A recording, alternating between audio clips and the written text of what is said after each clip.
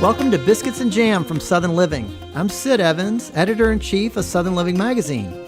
My guest this week is a fiery young country artist who got off to a challenging start in this world, weighing just 2 pounds at birth. As a result, her parents had her listen to music constantly as a way to accelerate her brain development, and that seems to have laid the groundwork for a very promising career. One week would be country, the next week would be rock, the next week would be classical, and all the genres of music. And because of that, I was able to actually sing before I even started talking. And so when people ask me, how long have you been singing? And I tell them my whole life. I genuinely mean my whole life. I've always sang. It's quite literal when I say that music saved me. Reyna Roberts was born in Alaska, and since her mom and dad were both in the military, the family relocated often when she was growing up. They eventually settled in Alabama, and Reyna's obsession with music never waned. She learned to play piano at 8 years old and has brought different influences like classic rock and pop into her brand of country music. This song, called Stompin' Grounds, lets you know just where she comes from, and like the artist herself, it doesn't hold back. Burning up from the Alabama heat, roll tide, what you know about that?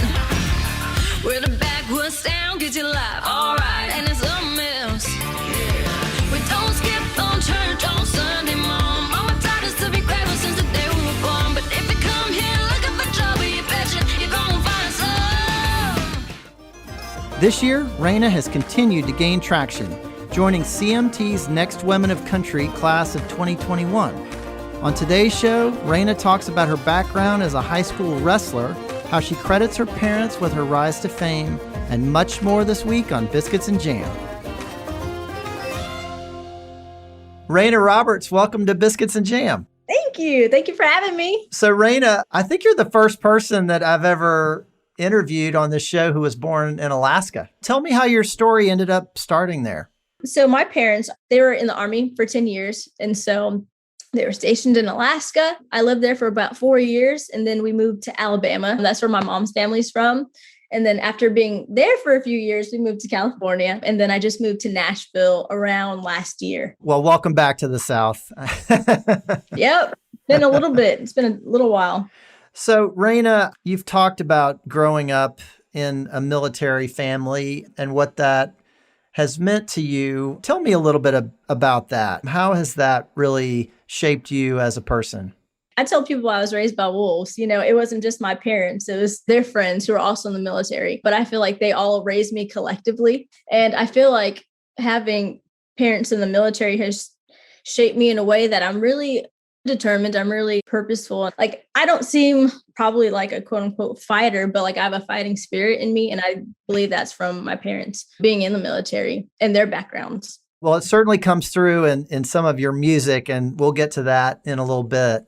So speaking of being a fighter, I read that you were just 2 pounds when you were born. So you kind of started off fighting right off the bat. And one of the things that your parents did was to play a lot of music for you to help your brain develop.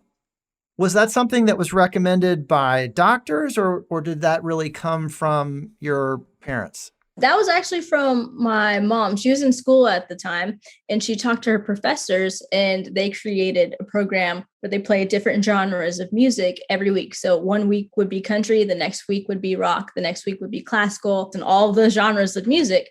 And because of that, I was able to actually sing before I even started talking. So I was singing and humming. And so when people ask me, how long have you been singing? And I tell them my whole life. I genuinely mean my whole life. I've always sang. I've been listening to music my whole life. So yeah, it's quite literal when I say that music saved me. And how have your parents encouraged your growth as a musician since then? Oh, man, in every way that I can imagine. They put me in piano when I was 8 years old. And it's funny because I definitely did not like it at first. I did not want to play. But then 2 lessons in, I was like, I love it. This is my life. I feel like the way that they shaped me as a musician, not only the piano lessons, but continuing to immerse me in different genres. It wasn't just as a baby where they played different genres. That was my whole life. They played the Chicks and Gretchen Wilson and DMX and Prince and Led Zeppelin. They played everything. And that's what shaped me as an artist. That's why when people hear me sing or they hear my music, you hear a lot of different influences because of them. I give them all the credit. Well, that's always a good idea. It's true.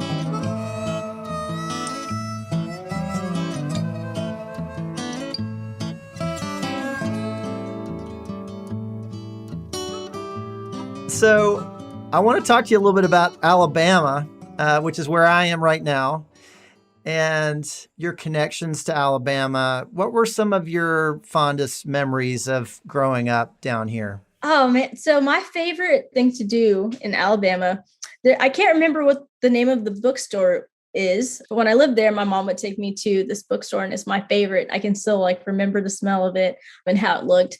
And whenever I go back to Alabama, it's the one place I always want to visit because I'm a nerd. I love to read. Books are my favorite thing. And going back there brings back a whole bunch of memories. But also, my mom would always take me to the McWane Center, the Science Center over there. Yeah. And that was also my favorite thing to do. So instead of, going to the playground and watching TV and stuff, I wanted to always go to the Science Center. So those are two of my fondest memories in Alabama specifically. I spent a lot of time with my kids at the Science Center, so I know it well. So fun. It's even this weekend, Mom, can we go to the Science Center? Can we go to the library?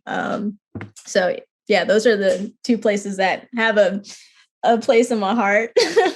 So Reyna, I know that you were a wrestler at one point, and as a former wrestler myself. Oh, what weight class did you wrestle? I wrestled at 112 and 105. I was a little guy in high school. I did the same. I wrestled 101, 106, 113, depending on, if I was wrestling guys or girls. Well, I'm so glad that I did not have to face you on the mat. I didn't become a good wrestler until probably my junior, senior year. My first 2 years, I was awful. I lost most of my matches, but I was determined. I was like, I am not about to lose every single match. I got to win. Just got to practice and train harder. So if I was a freshman, you would have probably pinned me really fast. Well, what made you want to take up that sport? I honestly don't know. I think probably the challenge. I love things that challenge me. I remember in middle school, I had these two friends, and one day when one of them graduated he went to high school, I saw him wrestling all the time. And I was like, that looks so much fun. I want to try to do that. And it was just a way to better myself and make me stronger. So I honestly can't tell you. One day I was like, I want to wrestle. Let's see what happens. And that was it. Well, that's just great. And of course, that can come in handy later in life. So it's always good to have some, wrestling in your background. Yep, a little bit. Throw somebody real quick. So, Reyna, we always talk a little bit about food on this show. Would you call yourself a fan of Southern food? Oh, yeah, absolutely. Nobody can beat my Nana's cooking. I'm convinced. So tell me a little bit about her. Oh, my Nana, she's a minister. And it's funny because my mom doesn't really know how to cook, but my Nana can cook anything. Growing up, she made 7-pound cake. She made all the things, all the fixings, like banana pudding, biscuits, yams with the marshmallows, greens, everything, all the things. So, Reyna, you've become known for this incredible voice, but you're also really talented on the piano. And you talked about learning at the age of 8. But was there a particular teacher who really made a difference for you in getting you excited about the piano and kind of taking you to that next level? Definitely. His name's Joseph Ataya, and I've known him since I was 8 years old. He's taught me everything that I know. When I turned 16 or 17, and he saw that I wanted to be a writer as well, he was also helping me in my songs and the stories that I wanted to tell. So we would have 2 recitals every year from 8 until I was about 18 or so. And it's funny because I always wanted to play and sing. And he'd be like, Rainbow, this is not meant for playing and singing. It's a piano recital. But I think my 3rd year in, if I'm not mistaken, I got him. And he finally started letting me play and sing at the piano recitals. And now if you go back and you see his students, that is what almost every student does, which is really cool because he was so against it when I first got there. He was like, we're only doing classical. And then I won him over after a while, after a few years. Well, Reyna, I know that y'all went through some pretty tough times when you were a kid. And at one point, you've said your family was on the verge of homelessness. How did your mom in particular help you to get through that? So my parents made a decision to keep our storage unit. So instead of saving that money for like getting a new home or more food, they kept my storage unit for my piano specifically. So I could go and play so we wouldn't have to get rid of it. And she even later on got a job at the storage unit just so we could have my piano there. So wow. That's who my parents are. They're those kind of people. So when I say that I give them all the credit, I genuinely mean I give them all the credit. So they knew early on how important music was to you. Yeah, definitely. Not even a question. I didn't decide to become an artist or I didn't decide to become a singer. I've just always done it. And I've never thought about doing anything else. I've never wanted to do anything else. It's always been my whole life. And my parents have always been with me 100% of the way. I mean, because it's kind of what they created. And every time I'm on stage, I think this is what I'm made for. This is what I was created to do. And even if I'm really sick that day, or if I had a bad day, as soon as I step foot on the stage, none of that matters anymore. And I think about all the hours spent of rehearsing and practicing and all the hours that my family and my team has put in to get me to that point. And I just think about the fact that I'm finally here after praying about it and working hard for it my whole life. We'll be back with more from Reyna Roberts after the break.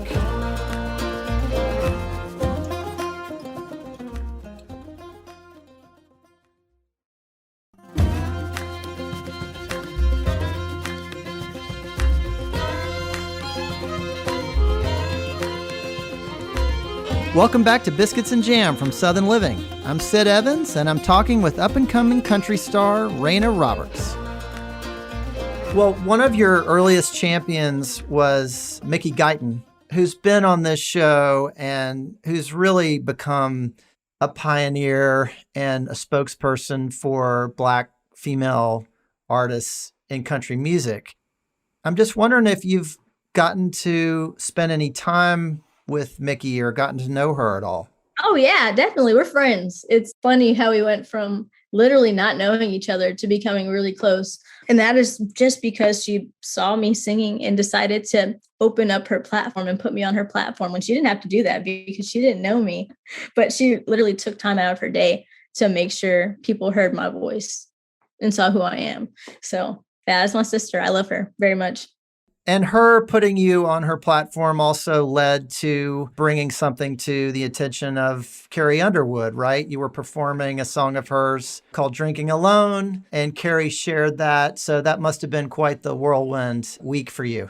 Yeah, definitely. Especially because I've been singing Carrie's songs like it feels like my whole life, trying to hit all of her notes, trying to do all of her riffs and her runs and wanting to sound as great as her. So for her to recognize me after singing her songs for years and years, I was just like, okay, I must be going in the right direction. If one of the people who I've admired my whole life is sitting here and saying, I see you, I recognize you, and you're great, keep doing what you're doing. So I was really surprised that day. It was a great day. It was awesome. My whole month was just amazing.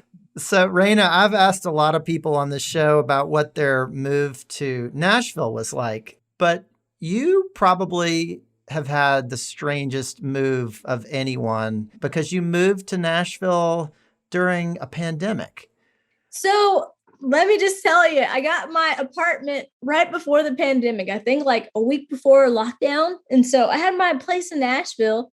I actually had to fly back home because I didn't have any furniture and I didn't have anything in there. And I knew we would be in lockdown. So I was in California. And then my management was like, hey, you have to move here. You just have to be in Nashville. We can't go out because it's the pandemic, but we need you to do your Zoom calls. We just need you here. And I was like, okay. We waited for about 3-4 months. And This is a pandemic. I just did all my Zooms inside, but I was officially in Nashville. Well, it also is a tough way to make friends when you can't go out to restaurants, you can't go out to bars, right? You can't go anywhere. I did make a lot of friends through social media, like Mickey, because I didn't meet her until a year later. I had a lot of friends through meeting them through Instagram and through Twitter, which is interesting because before, like, that probably wouldn't have happened, you know? Right. There are some good things about social media every now and then. Every now and then.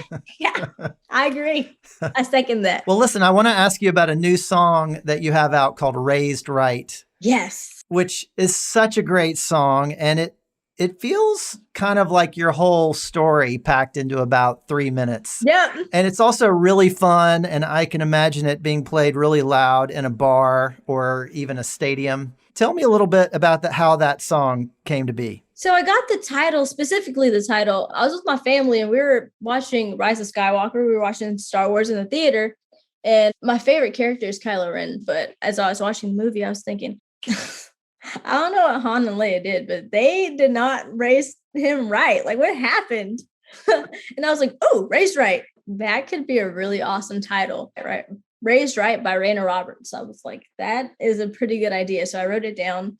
And then I had my first Zoom call a little bit later, Zoom Right, with Danny Myrick and Kylie Sackley. And I was like, hey, y'all, I have this idea. Let me know if you like it or if you think it's trash. And if you think it's trash, just let me know. And they really liked the idea. And so we put my whole life into this 3-minute song, basically.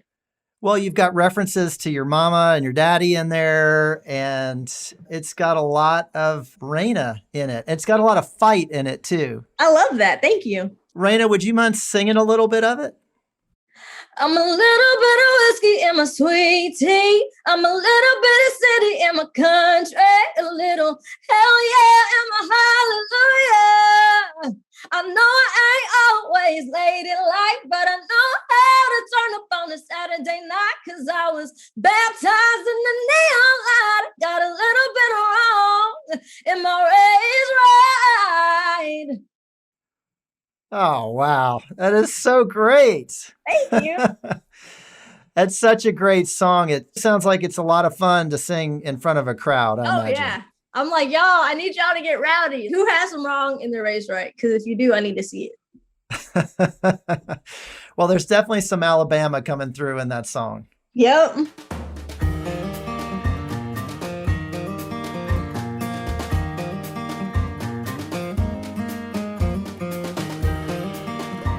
Well, Reyna, you've got a lot going on right now and a lot of momentum and a lot of creativity. What are some of your hopes for the year ahead? My hopes for the year ahead.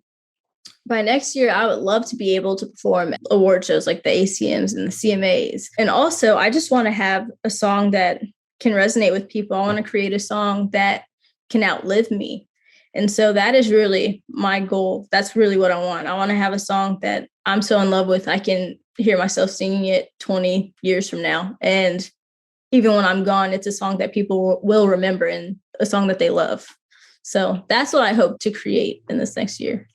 And are you writing a lot these days? I'm writing so much. I am writing nonstop, but I love it. I love storytelling. That's why I love country music so much. I love the stories. So it doesn't feel like a job. I get to do what I love basically every day.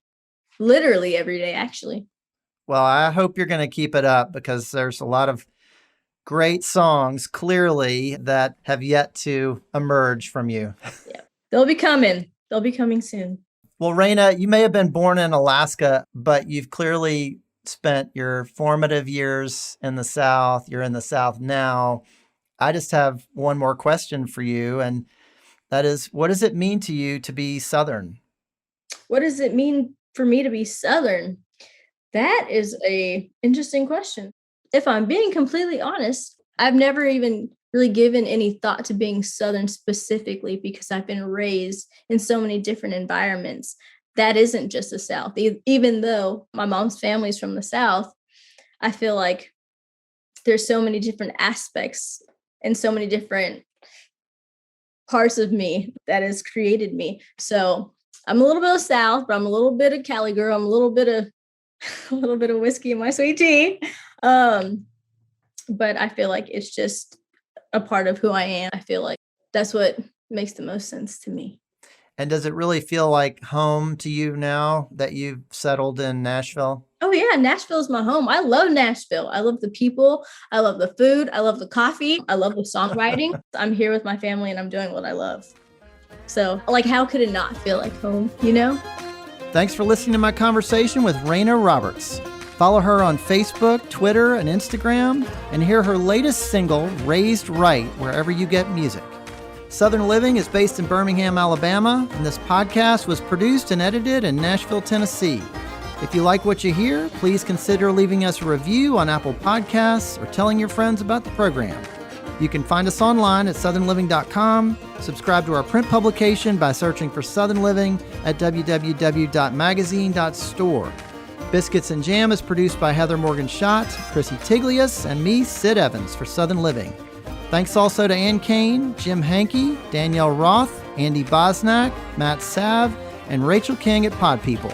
We'll see you back here next week for more Biscuits and Jam.